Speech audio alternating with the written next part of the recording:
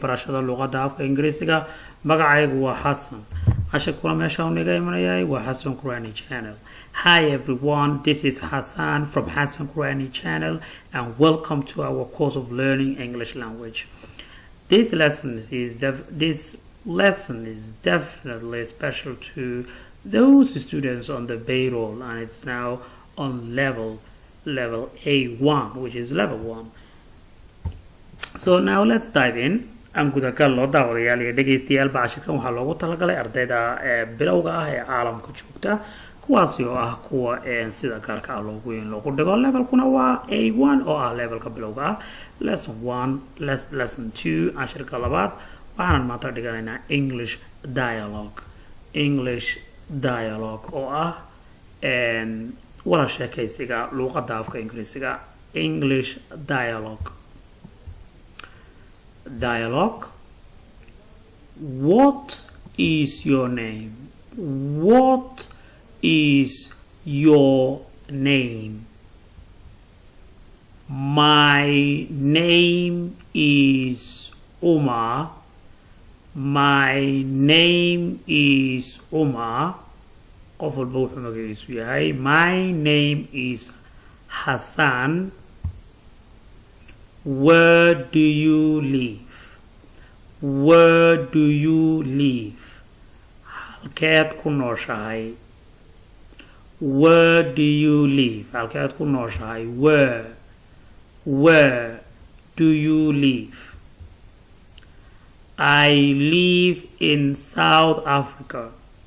I live in South Africa. qof walba meesha ku noolyahay. I live in Germany. I live in Britain. I live in Australia. How old are you? How old are you? Imise jir baa tahay? I am 45 years old. qof walba intuu jiro. I am 45 years old. waxaan jiraa 45 sano. Dialogue. What ma oranayo? What is your nationality? Nation waa qaranka. Nationality. What is your nationality? halkeed ka soo jeedaa? waa maxay nationality-gaaga? waa maxay jinsiyadaadu? I'm Somali. I am Somali. qof walba wuxuu yahay I'm American, I am British, I am French, I am German. What do you do? What do you do? maxaad qabataa? What do you do? maxaad qabataa? I am a shopkeeper. I am a shopkeeper. waxaan ahay dukaan haye. I am a teacher. I am a student. I am a professor. qof walba wuxuu yahay. Are you married or single? Are you married or single? waxaad tahay xaasley mise single? qof kaliya ayaa toon weli aan guursan. Are you married or single? akhriska muhiima moogta. Are you married or single?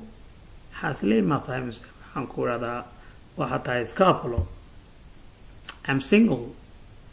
I am single. waxaan ahay single qof kaliya. Exercises. waxaad qaban doontaa talk about yourself. iska hadal adigu markaas. waxaad noo sheegaysaa your name adigoo odhanaya ani magacaygu waa hebel. Your residence halkaad ku nooshahay ee meesha aad joogto adigoo le waxaan ku noolahay halkaa iyo halkaa. date of birth xilliga aad dhalatay adigoo le maxaan ku dhalay xilligaasaan dhashay